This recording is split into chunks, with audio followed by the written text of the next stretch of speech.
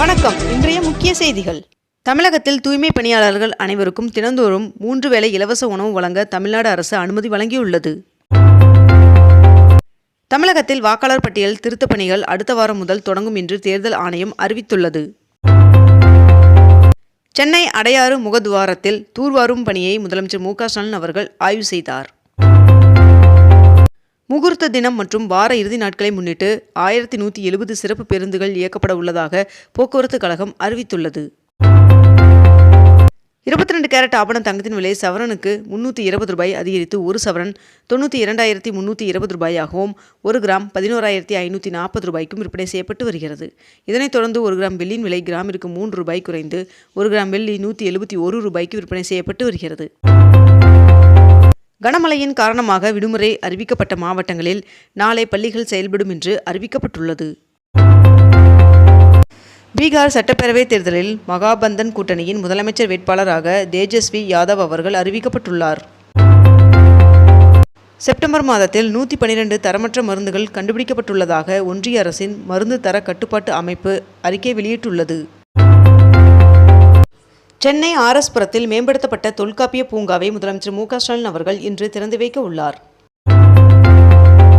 ஐப்பசி மாதத்தின் முதல் சுபமுகூர்த்த நாளான இன்று பத்திரப்பதிவு அலுவலகங்களில் கூடுதல் டோக்கன்கள் ஒதுக்கீடு செய்யப்பட்டுள்ளது.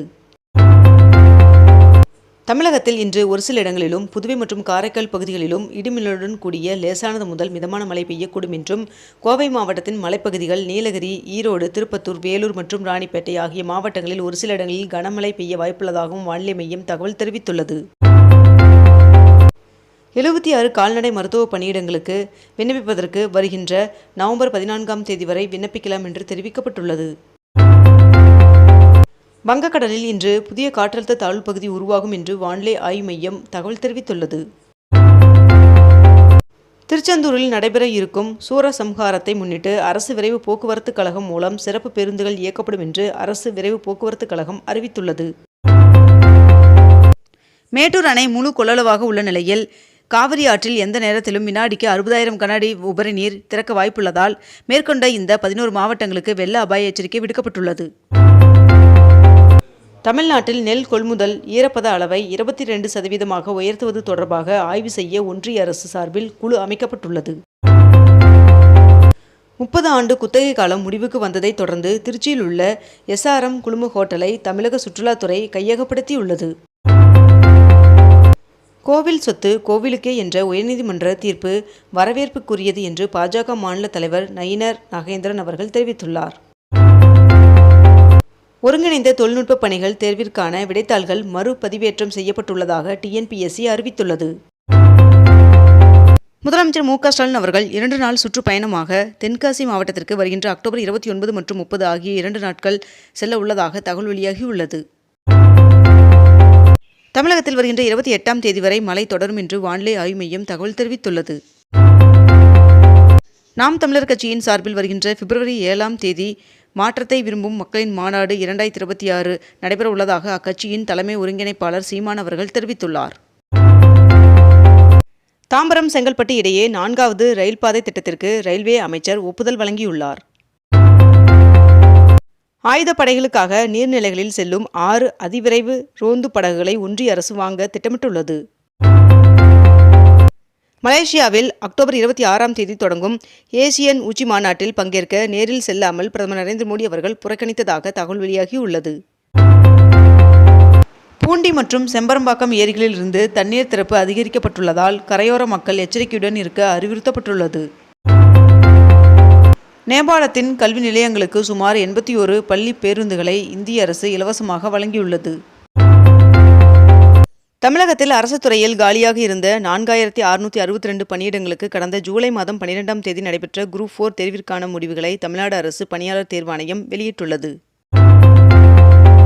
சாத்தனூர் அணையிலிருந்து நீர் திறப்பு வினாடிக்கு 15,000 கனஅடியாக அதிகரித்துள்ளது. திருச்செந்தூரில் கந்தசஷ்டி விழா தொடங்கியுள்ள நிலையில் வருகின்ற 27ஆம் தேதி சூரசம்ஹாரம் நடைபெறும் என்று தெரிவிக்கப்பட்டுள்ளது. Chennai Guindy race course club நிலத்தில் மழைநீர் சேமிப்பு குளங்கள் அமைத்தல் உள்ளிட்ட திட்டங்களை அரசு தொடர்ந்து மேற்கொள்ளலாம் என்று உயர்நீதிமன்றம் அறிவித்துள்ளது. வங்கக்கடலில் உருவான ஆழ்ந்த காற்றழுத்த தாழ்வு பகுதி காற்றழுத்த தாழ்வு மண்டலமாக வலுவடைய வாய்ப்பு இல்லை என்று வானிலை ஆய்வு மையம் தகவல் தெரிவித்துள்ளது. அமெரிக்க அதிபர் டொனால்ட் ட்ரம்ப் அவர்கள் தீபாவளி அன்று பிரதமர் நரேந்திர மோடி அவர்களுக்கு தீபாவளி வாழ்த்து தெரிவித்துள்ளார். தலைநகர் டெல்லியில் கடந்த 4 ஆண்டுகளில் இல்லாத அளவிற்கு தீபாவளி பண்டிகைக்கு பின் காற்று மாசு அதிகரித்துள்ளது. குடியரசுத் தலைவர் திரௌபதி முர்மு அவர்கள் இருமுடி கட்டி சபரிமலை ஐயப்பன் சுவாமி கோவிலில் 18ஆம் படி ஏறி ஐயப்பனை தரிசனம் செய்தார். சென்னையில் மழையால் பாதிக்கப்பட்ட 1,46,000 பேருக்கு காலை உணவு வழங்கப்பட்டது என்று சென்னை மாநகராட்சி தெரிவித்துள்ளது. ஈரோடு மாவட்டத்தில் கோபி, சக்தி, கவுந்தப்பாடி மற்றும் சுற்றுப்புற பகுதியில் பெய்த கனமழையால் பவானி ஆற்றில் வெள்ளப்பெருக்கு ஏற்பட்டுள்ளது. மழைக்கால முன்னெச்சரிக்கை நடவடிக்கையாக பள்ளி கட்டடங்களை பராமரிக்க கல்வித்துறை உத்தரவிட்டுள்ளது. தீபாவளி பண்டிகையை ஒட்டி இந்த ஆண்டு சிவகாசியில் 7,000 கோடிக்கு பட்டாசுகள் விற்பனையானதாகவும் இது கடந்த ஆண்டை காட்டிலும் 1000 கோடி ரூபாய் விற்பனை அதிகமாக உள்ளதாகவும் தெரிவிக்கப்பட்டுள்ளது. தீபாவளி பண்டிகையை ஒட்டி 6 லட்சம் கோடி ரூபாய்க்கு இந்தியாவில் தயாரிக்கப்பட்ட பொருட்களை மக்கள் வாங்கியதாக தகவல் தெரிவிக்கப்பட்டுள்ளது. ஒகேனக்கல் காவிரி ஆற்றின் தண்ணீர் வரத்து வினாடிக்கு 32,000 கனஅடியாக அதிகரித்துள்ளது. வடகிழக்கு பருவமழை தொடங்கியுள்ள நிலையில் 12 மாவட்டங்களுக்கு சிறப்பு அதிகாரிகளை முதலமைச்சர் மு க ஸ்டாலின் அவர்கள் நியமித்து உத்தரவிட்டுள்ளார். காவலர் வீரவணக்க நாள் விழாவில் 175 பேருக்கு பணி நியமன ஆணைகளை முதலமைச்சர் மு க ஸ்டாலின் அவர்கள் வழங்கினார். சென்னையில் 60 மெட்ரிக் டன் பட்டாசு கழிவுகள் அகற்றப்பட்டுள்ளதாக சென்னை மாநகராட்சி நிர்வாகம் தகவல் தெரிவித்துள்ளது. சென்னை ஓபன் மகளிர் சர்வதேச சென்னை சாம்பியன்ஷிப் போட்டி வருகின்ற அக்டோபர் 27ஆம் தேதி துவங்கப்பட உள்ளதாக தெரிவிக்கப்பட்டுள்ளது. பிரதமர் நரேந்திர மோடி அவர்கள் கோவா கடற்கரையில் விக்ராந்த் INS கடற்படை கப்பலில் தீபாவளியை கொண்டாடினார்.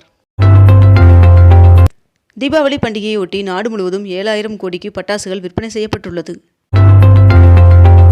நாதாகா சார்பில் மேட்டூரில் வீரப்பன் மகள் போட்டியிட உள்ளதாக சீமான் அவர்கள் அறிவித்துள்ளார். தீபாவளி கொண்டாட்டத்திற்கு மத்தியில் டெல்லியில் காற்றின் தரம் மிகவும் மோசமான நிலையை எட்டியுள்ளதாக மாசு கட்டுப்பாட்டு வாரியம் தகவல் தெரிவித்துள்ளது. வைகை அணையில் உபரி நீர் வெளியேற்றம் அதிகரித்துள்ளது. மதுரா கோவிலின் கருவூல அறை 54 ஆண்டுகளுக்கு பிறகு திறக்கப்பட்டுள்ளது. அயோத்திக்கு 6 மாதங்களில் மட்டும் சுமார் 23 கோடிக்கும் அதிகமான பக்தர்கள் வருகை தந்துள்ளதாக தகவல் தெரிவிக்கப்பட்டுள்ளது. திருச்சியில் உலகத்தரத்தில் உருவாக்கக்கூடிய பெரியார் உலகத்திற்கு 1,70,00,000 ரூபாய் நிதியை முதலமைச்சர் மு க ஸ்டாலின் அவர்கள் வழங்கினார். இத்துடன் இன்றைய தலைப்புச் செய்திகள் நிறைவடைகின்றன. மேலும் இதுபோன்ற அண்மை தகவல்களை உடனுக்குடன் தெரிந்து கொள்ள நமது அக்னிபூ சேனலை சப்ஸ்கிரைப் செய்து கொண்டு தொடர்ந்து இணைந்திருங்கள். நன்றி, வணக்கம்.